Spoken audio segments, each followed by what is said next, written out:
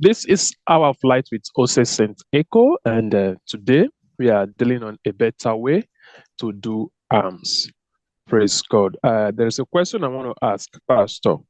How were the hypocrites giving alms? Also, how does Jesus want us to practice alms giving today? How were the hypocrites, the Pharisees, giving alms that so much caught the attention of Jesus? And how does Jesus want us to practice alms giving today in a way that will be pleasing unto the Lord? That's the question I hear you asking. Now, very simple.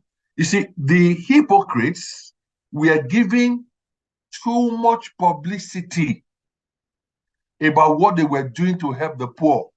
Like I explained in the previous session, the giving of alms is approved by God to help those who don't have. Now, the Pharisees believe in this, and they want to do it, but they also want to use it to get approval. So they make so much noise about it. It's like they couldn't just see themselves giving help to the poor without somebody else knowing about it. They want to do it in the public. They want to do it in the glare of people so that the poor can receive the thing and all the other people will know that that person is poor and that this man is so generous, is giving to the poor. He will have some approval and ovation. So it's like too much publicity about giving to the poor. And the Lord didn't like it. And that is always the problem with the hypocrites then and now. Hypocrites wants to use something to announce. They behave like politicians. They behave like politicians. So everything they do it in the public to make a statement. They try to present to people that they are who they are not. I am a giver when I'm not a giver. I help the poor when I really don't care about the poor. I support the weak when I really don't support them. I want to use everything I do to get an advantage from other people.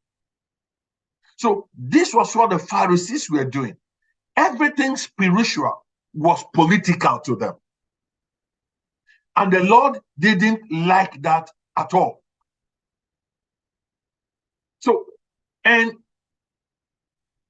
sincerely, if you look at us today, the church, we, the pastors, we are not different from the hypocrites. In fact, many of us and our system, we are worse than the Pharisees of the Bible. I'll give you some examples. For example, if you are somebody who have been in the Christian world for some time now, and you see, you watch a Christian television channel, or listen to a Christian radio channel, or you read tabloids, magazines of churches and ministries, we pastors, we are always raising money. Especially those of us in America here, always raising money to help the poor people in Africa. We bring the pictures of some very, very hungry people in Africa, bring the pictures together as if that is how everybody in Africa looks.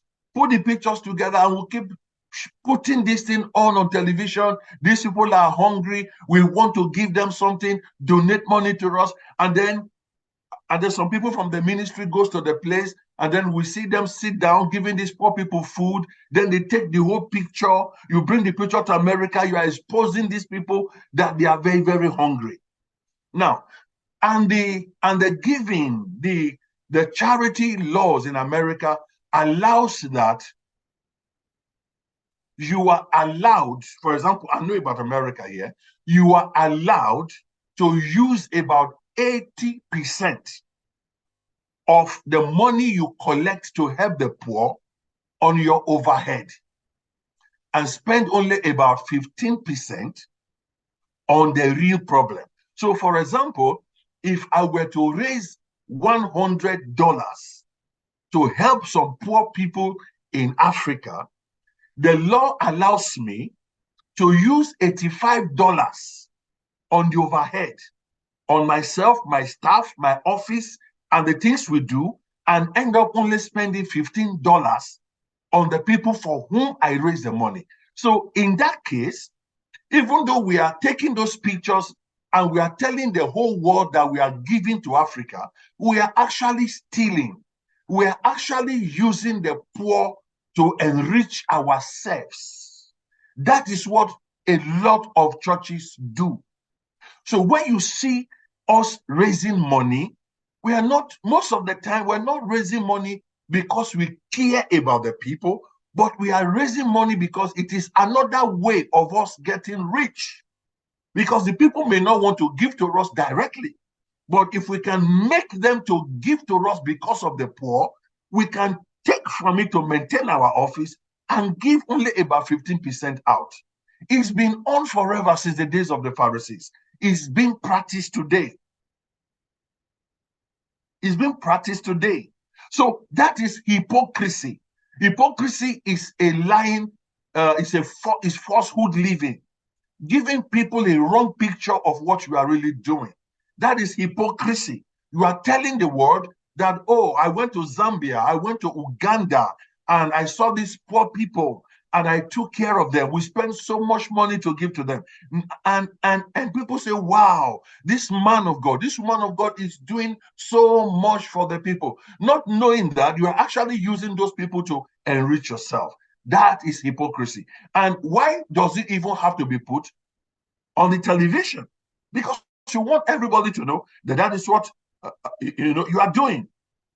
For example, in Africa, I go to Africa, go to Nigeria, and then what is reigning now is that every church, every church, almost every church wants to practice benevolence.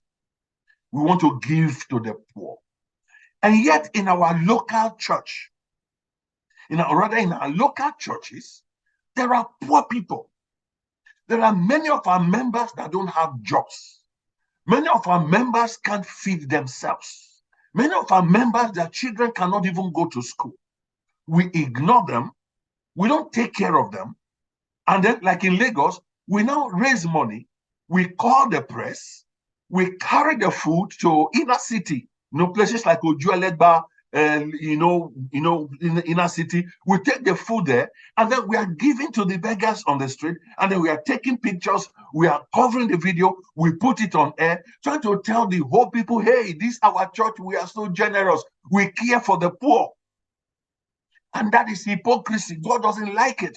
Because when you even look at the Bible in the Acts of the Apostles, it wasn't done like that.